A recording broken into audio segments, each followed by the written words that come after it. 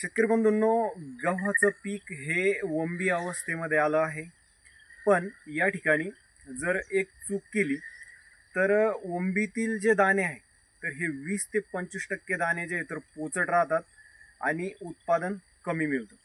पण या स्टेजमध्ये गहू पिकाला एक अचूक फवारणी जर केल्या गेली तर शेतकरी बंधूंनो, गव्हाची जी वंबी आहे तर तिची लांबी वाढते, दाण्याचं वजन हे चांगलं वाढतं आणि जे काही उत्पादन आहे तर हे उत्पादन 10 ते 15% आपल्याला जास्त मिळतं. शेतकरी बंधूंनो, तुमचं गव्हाचं पीक जर अशा पद्धतीनं वंबी अवस्थेमध्ये आलं असेल तर हा व्हिडिओ नक्की शेवटपर्यंत बघा.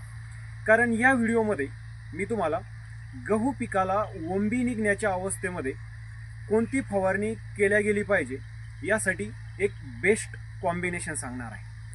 तर नमस्कार शेतकरी बंधू, मी ज्ञानेश्वर बाकाल ॲग्रो पॅटर्न या आपल्या शेतीविषयक यूट्यूब चॅनलमध्ये सर्व शेतकरी बांधवांचं पुन्हा एकदा मनापासून स्वागत करतो. शेतकरी बंधूंनो, गहू पिकाला वंबी निघण्याच्या अवस्थेमध्ये सर्वात जास्त गरज असते ती फॉस्फरस आणि पोटॅश या दोन अन्न घटकाची.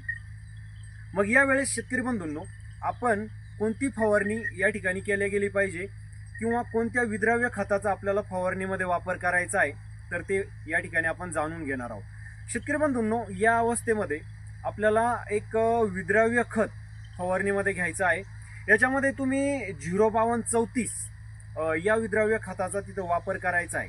साधारण 20 लिटरच्या पंपाला 100 ग्रॅम तुम्हाला त्याचा वापर करायचा आहे. आणि शेतकरी बंधूंनो, त्यासोबत तुम्हाला एक मायक्रोन्यूट्रियंट्स त्याच्यामध्ये आपल्याला वापरायचं आहे.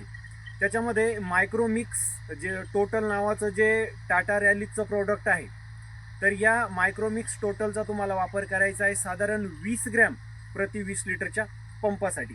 आणि शेतकरी बंधूंनो, या अवस्थेमध्ये रस्ट, लीफ ब्लाइट सारखे जे काही बुरशीजन्य रोग आहे तर हे गहू पिकामध्ये येत असतात आणि त्यामुळे बऱ्यापैकी त्याचा उत्पादनाला फटका बसतो.